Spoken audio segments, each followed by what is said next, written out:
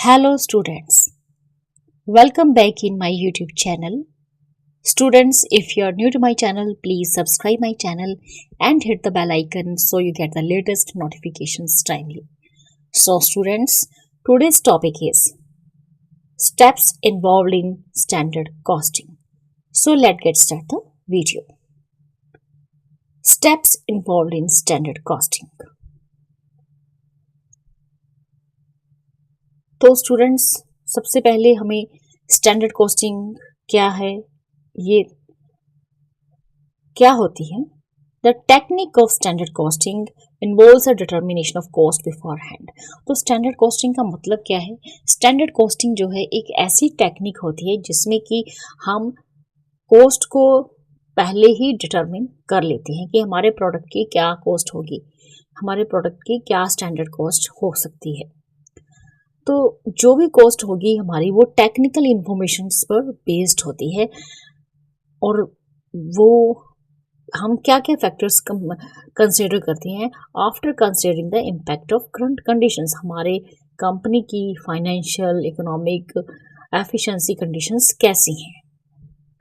Cost ascertainment is not based on a guesswork. तो जो भी हम कॉस्ट एसरटेन करती हैं वो हमारे सिर्फ एक गैस वर्क नहीं होता कि हमने तुक्का लगाया कि ये हमारी कॉस्ट हो सकती है। नहीं, बिल्कुल नहीं ऐसा होता। The impact of possible factors on cost is started before setting the standards. अगर हम किसी भी तरह की अपने प्रोडक्ट्स के स्टैंडर्ड कॉस्ट डिटरमिन कर रहे हैं तो उससे पहले हम जो भी हमारे पॉसिबल फैक्टर्स हैं, जो भी हमारी कंडीशंस हैं, उन सब को हम कंसीडर करते हैं कि उसका हमारी कॉस्ट पे क्या क्या असर पड़ सकता है। The standards are set as per existing conditions of work. Standards जो हैं, जो भी हमारी कंडीशंस चल रही हैं कंपनी में, हमारी फैक्ट्री में एग्जिस्टिंग कंडीशंस चल रही हैं, उन पे बेस्ड होती हैं। With a change in condition, the standard cost too can be modified so as to make it more realistic. अगर किसी भी तरह की हमारी बिजनेस में जो कंडीशंस हैं, हमारी इकोनॉमिक कंडीशंस हैं या हमारी एफिशिएंसी कंडीशंस हैं, किसी भी तरह की कोई कंडीशंस अगर चेंज हो जाती है तो हमारी स्टैंडर्ड कॉस्ट हम उसे भी मॉडिफाइड करते हैं जिससे कि वो ज़्यादा मोर रियलिस्टिक हो सके। The standards may be divided according to the element of cost. तो जो हमारे स्टैंडर्ड्स होते हैं, जितने भी हमारे एलिमेंट ऑफ कॉस्ट होते हैं, उसके हिसाब से हम उसे डिवाइड करते हैं। The standard cost is divided into standards for materials, labours and overheads. तो स्टैंडर्ड कॉस्ट को हम डिफरेंट स्टैंडर्ड्स में डिवाइड करते हैं। फॉर एग्जाम्पल, जैसे कि मटेरियल्स का हम स्टैंडर्ड अलग करेंगे, लेबर एंड ओवरहेड्स का अलग अलग स्टैंडर्ड कॉस्ट निकालेंगे। The sub division of standards will be more useful for the cost control purpose. तो जो भी हम सब डिवीज़न करते हैं स्टैंडर्ड्स की, जैसे कि हमने स्टैंडर्ड्स कैसे मटेरियल का अलग कर दिया, लेबर का अलग कर दिया, ओवरहेड्स का अलग कर दिया, तो ये बहुत ही ज़्यादा यूज़फुल होते हैं हमारे बिजनेस के लिए, जिससे कि हम कॉस्ट कंट्रोल पर्पस को सक्सेसफुली फॉलो कर सकते हैं। The actual cost is recorded when incurred. तो जो भी हमारे बिजनेस में एक्चुअल कॉस्ट होगी उसे हम रिकॉर्ड करते हैं। द स्टैंडर्ड कॉस्ट, उसके बाद हमारी जो भी स्टैंडर्ड कॉस्ट है उससे हम किसके साथ कंपेयर करेंगे? एक्चुअल कॉस्ट के साथ।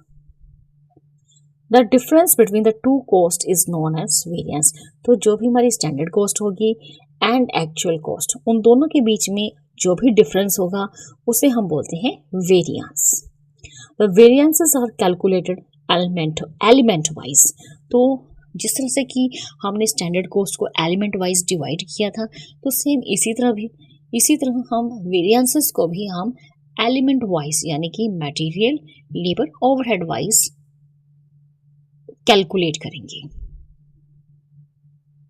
The management can take corrective measures to set the things right. तो हमारी जो मैनेजमेंट है, अगर किसी भी तरह के वेरिएंसेस निकलते हैं, हमारी मैनेजमेंट इम्पोर्टेंट स्टेप्स लेगी जिससे कि चीज़ों को, हमारे बिजनेस में जो भी चीज़ें या वेरिएंसेस ज़्यादा हो गए, कम होगी, उनको हम सेट कर सकें। So next, it is clear that the standard costing involves the following steps. तो बेसिकली हमारी जो स्टैंडर्ड कॉस्टिंग है उसमें क्या क्या स्टेप्स आते हैं। A, the determination of standard cost.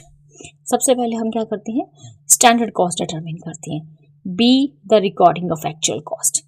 C, the comparison between standard cost and actual cost. And D, the finding out of variance. And E, the reporting of variance so as to find out inefficiency and take necessary corrective measures. तो ये steps हमें clearly बता रहे हैं कि सबसे पहले step में हम क्या करते हैं, स्टैंडर्ड कॉस्ट को डिटरमिन करते हैं।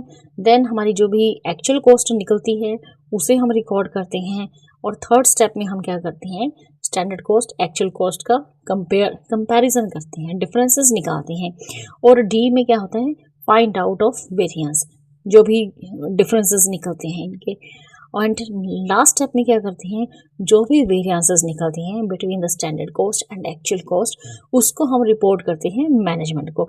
यानी कि किसी भी तरह की इनएफिशिएंसीज आ जाती हैं, यानी कि हमारी अगर एक्चुअल कॉस्ट ज़्यादा आ जाए, अगर हमारी एक्चुअल कॉस्ट स्टैंडर्ड कॉस्ट से ज़्यादा आ जाए, तो ऐसे वेरिएंसेस जो कि हमारी बिजनेस की इनएफिशिएंसी को रिप्रेजेंट कर रहे हैं, उसे हम मैनेजमेंट को रिपोर्ट करेंगे और मैनेजमेंट क्या करेगी, उस पर नेसेसरी करेक्टिव एक्शन लेगी।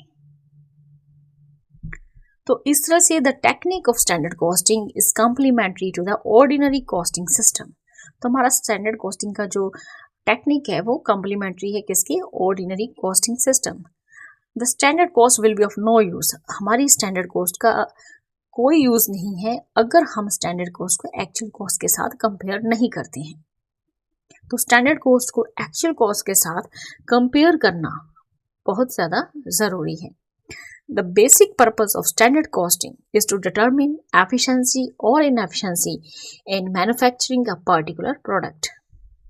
तो बेसिक पर्पस क्या है हमारी स्टैंडर्ड कॉस्टिंग का, स्टैंडर्ड कॉस्टिंग का बेसिक पर्पस यही है कि हम ये डिटरमिन कर सकें कि एफिशिएंसी है हमारे बिजनेस में या इनएफिशिएंसी है हमारे मैन्युफैक्चरिंग अ पर्टिकुलर प्रोडक्ट में। This will be possible only if both standard cost and actual cost are given side by side. तो एफिशिएंसी चल रही है हमारे बिजनेस में या इनएफिशिएंसीज चल रही है, तो ये सब जानने के लिए ये ज़रूरी है कि हम standard cost and actual cost को साइड बाय साइड लेकर चलें। तो इस तरह से standard costing system will be useful for all types of commercial and industrial undertakings. तो स्टैंडर्ड कॉस्टिंग जो है सभी तरह के कमर्शियल एंड इंडस्ट्रियल अंडरटेकिंग्स के लिए यूजफुल है। लेकिन स्टैंडर्ड कॉस्टिंग बहुत ज़्यादा यूजफुल है किन कंपनीज के लिए, जहाँ पे प्रोडक्शन की जाती है। It will be of less use in job costing system. लेकिन स्टैंडर्ड कॉस्टिंग का जॉब कॉस्टिंग सिस्टम में बहुत ही कम इस्तेमाल है, because every job has a different specification and it will be difficult to determine standard cost for every job. So students, in this video you have learned about what are the steps involved in standard costing. So students, in this video only this much. Thank you. Thanks for watching.